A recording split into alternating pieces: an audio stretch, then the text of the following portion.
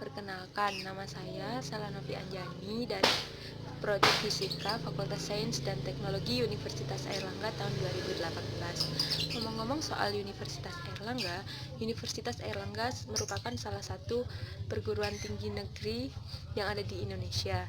Universitas Airlangga merupakan salah satu dari 5 besar perguruan tinggi terbaik di Indonesia. Nah, di Universitas Airlangga itu terdapat banyak sekali fakultas, diantaranya Fakultas Sains dan Teknologi, Fakultas Ilmu Budaya, Fakultas Ekonomi dan Bisnis, Fakultas Farmasi, Fakultas Kedokteran Hewan, Fakultas Kedokteran Gigi, Fakultas Keperawatan, Fakultas Perikanan dan Kelautan, Fakultas Vokasi, dan beberapa fakultas lainnya. Nah, di Universitas Airlangga sendiri ada 4 kampus. Sekarang bertambah lagi menjadi 5 kampus. Kampus pertama yaitu kampus A. Kampus A itu berisi tentang kesehatan. Kedua yaitu kampus B, kampus yang diperuntukkan untuk prodi humaniora, dan kampus C yang diperuntukkan untuk jurusan sains. Selain itu, Universitas Airlangga juga memiliki kampus yang ada di Banyuwangi dan kampus yang ada di Gresik.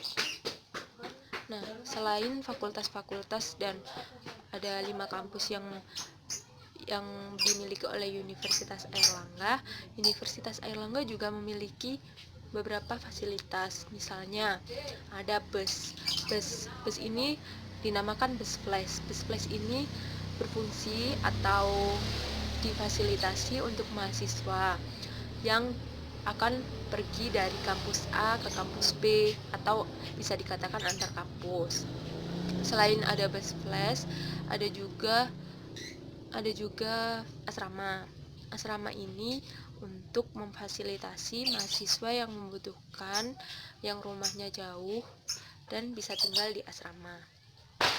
Selain membicarakan tentang Universitas Airlangga, saya juga akan membicarakan salah satu prodi atau program studi yang ada di Universitas Airlangga, tepatnya di Fakultas Sains dan Teknologi, yaitu prodi fisika. Nah, mungkin sebagian besar orang akan berpikir kalau fisika itu pasti sulit. Nah, tapi di Universitas Airlangga ini kita bisa memilih, karena di Universitas Airlangga ini ada 5 KBK atau konsentrasi jurusan di fisika. 5 jurusan atau KBK yang ada di fisika Universitas Airlangga ini diantaranya ada material, ada medis, ada komputasi, ada instrumentasi, dan ada optik. Jadi kalau kalian berminat di fisika, jangan khawatir karena fisika di Universitas Airlangga ini memiliki beberapa konsentrasi yang bisa kalian pilih. Salah satu konsentrasi yang ada di fisika Universitas Airlangga adalah komputasi. Nah, kali ini saya akan membahas mengenai apa aja yang ada di komputasi. Di antaranya ada bahasa pemrograman. Bahasa pemrograman adalah sebuah instruksi untuk memerintahkan komputer untuk menjalankan fungsi tertentu, namun hanya fungsi standar saja.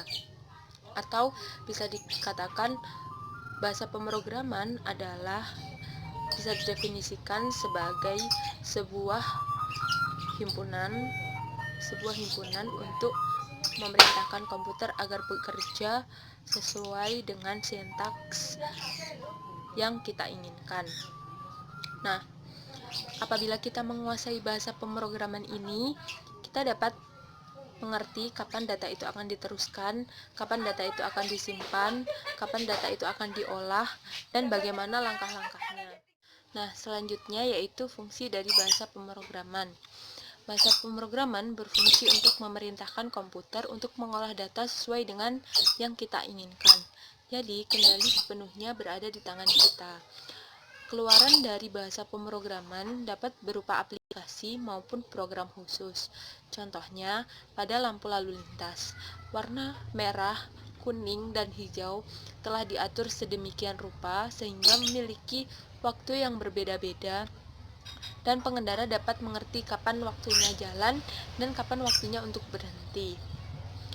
Setelah mengetahui fungsi dan definisi dari bahasa pemrograman, kemudian kita akan membicarakan mengenai tingkatan bahasa dari bahasa pemrograman. Tingkatan bahasa dari bahasa pemrograman ini ada 3. Yang pertama, tingkat rendah, yang kedua, tingkat tinggi, dan yang ketiga, tingkat menengah. Tingkat rendah yaitu bahasa pemrograman yang bahasanya masih jauh dari bahasa manusia atau sulit untuk dipahami. Yang kedua, bahasa pemrograman tingkat tinggi. Tingkat tinggi ini berarti bahasanya sudah mendekati bahasa manusia atau mudah dipahami. Dan yang ketiga, bahasa pemrograman tingkat menengah. Tingkat menengah ini bahasa pemrograman antara dekat dengan bahasa manusia dan jauh dengan bahasa manusia. Jadi berada di tengah-tengah. Jadi kita tidak mudah untuk memahami tapi juga tidak sulit untuk memahaminya. Setelah mengetahui definisi, fungsi, dan tingkat bahasanya. Dan yang terakhir adalah contoh dari bahasa pemrograman. Contoh dari bahasa pemrograman yang pertama ada JavaScript. JavaScript ini digunakan untuk menambahkan fitur interaktif atau memvalidasi data dokumen tertentu. JavaScript ini cocok digunakan untuk pemula yang ingin mempelajari bahasa pemrograman. Nah, yang kedua ada PHP. PHP ini adalah salah satu bahasa pemrograman yang cocok untuk pengguna web karena PHP ini bisa digunakan untuk mempersingkat kode situs yang disimpan dalam aturan tertentu. Jadi untuk pengguna situs web sangat bermanfaat menggunakan PHP ini. Dan contoh yang lain dari bahasa pemrograman yaitu ada HTML dan C++. Demikian itu yang bisa saya sharingkan mengenai bahasa pemrograman. Nah, setelah itu bahasan kedua yang akan saya sampaikan yaitu mengenai algoritma. Algoritma merupakan langkah-langkah untuk menyelesaikan masalah yang dituliskan dalam runtutan tertentu. Contohnya, algoritma apabila kita ingin berangkat ke sekolah.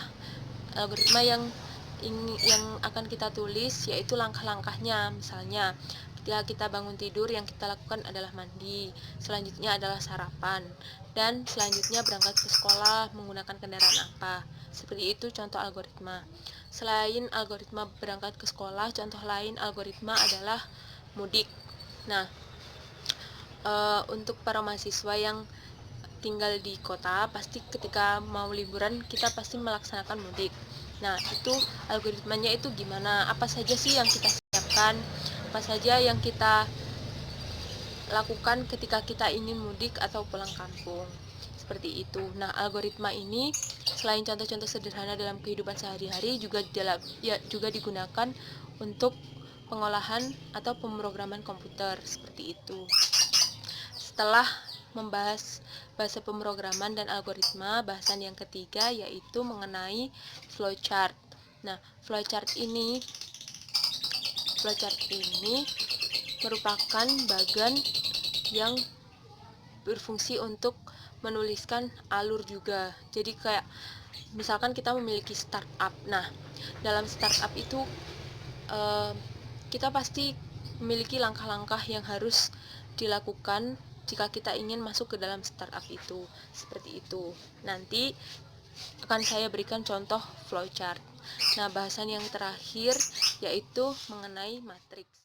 Nah, matriks secara sederhana dapat diartikan sebagai kumpulan bilangan yang disusun dalam kolom dan baris. Bilangan-bilangan yang tersusun dalam kolom dan baris tersebut disebut dengan elemen matriks.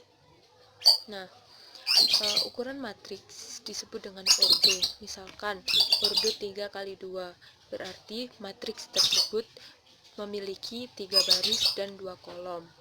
Seperti yang kita ketahui, matriks merupakan bilangan-bilangan yang tersusun dalam suatu kurung siku, seperti pada soal-soal matematika. Operasi-operasi yang bisa dilakukan pada matriks diantaranya adalah penjumlahan dan pengurangan. Penjumlahan dan pengurangan matriks memiliki syarat, yaitu memiliki ordo yang sama. Misalkan 3 kali 2 dengan 3 kali 2 baru bisa dijumlahkan atau dikurangkan. Selain itu, matriks juga memiliki beberapa jenis, misalkan matriks kolom, matriks baris, matriks segitiga, matriks ortogonal, matriks identitas, dan lain sebagainya. Nah, matriks ini ternyata juga bisa dihitung dalam MATLAB atau Octave, yaitu salah satu aplikasi untuk mempermudah kita dalam perhitungan.